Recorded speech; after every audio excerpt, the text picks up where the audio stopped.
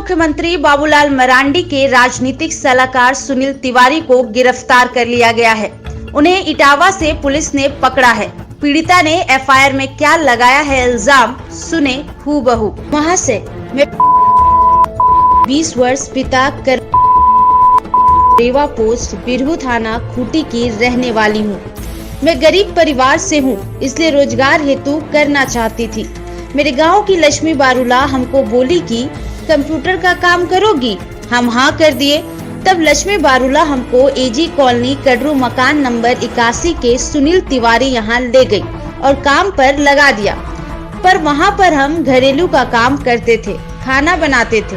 पर सुनील तिवारी के घर में वो खुद उनकी पत्नी लालिमा तिवारी हमेशा रहते थे, जबकि उनकी बेटी प्रीति दीदी, दामाद सत्यपीत भास्करे और बेटा अविनाश तिवारी आते जाते रहते थे। मैं सुनील तिवारी के घर पर खाना बनाने के बाद संत पॉल कॉलेज में पढ़ने जाती थी। सुनील तिवारी का व्यवहार मेरे लिए अच्छा नहीं था।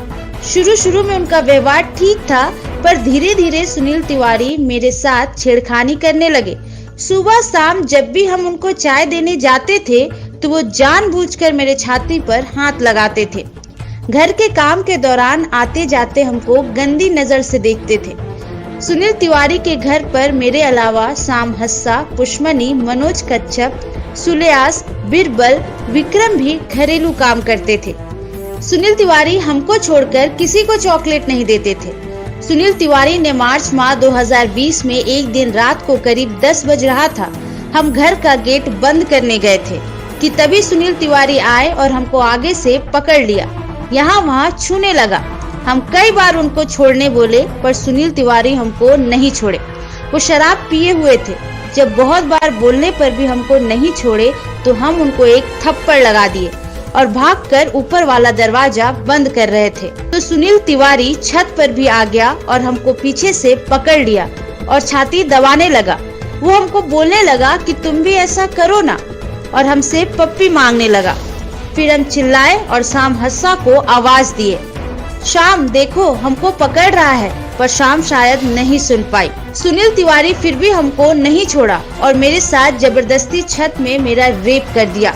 हम उस दिन शाम हस्सा को बताए। उसी शाम सुनील तिवारी हमको फोन किया और माफी मांगने लगा कि शराब के नशे में तुम्हारे साथ गलत कर दिए, हमको माफ कर दो। अगले दिन जब किचन में कोई नहीं था तब वो मेरा पैर पकड़कर माफी मांगने लगा और कहने लगा कि ये बात किसी को मत बताना, तुम जितना बोलोगी उतना पैसा देंगे।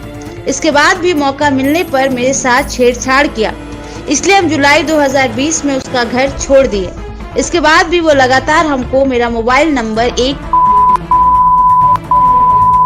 फोन करके परेशान करता था। सुनील तिवारी अपने घर में जब हम उसके द्वारा किए गए छेड़खानी का विरोध करते थे तो वो हमको आदिवासी कोल कुकुर बोलकर मारता था। घटना के समय सुनील तिवारी ने मुझे जान से मारने की धमकी दी थी कि ये घटना के बारे में मैं किसी को ना बताऊं, जिससे मैं काफी डर गई थी और किसी को नहीं बता पाई थी।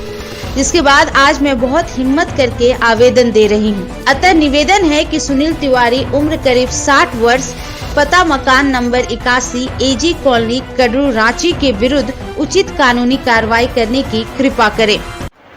कोहराम लाइव के लिए राजेश सिंह के साथ भावना ठाकुर और नंदिनी सिंह की रिपोर्ट।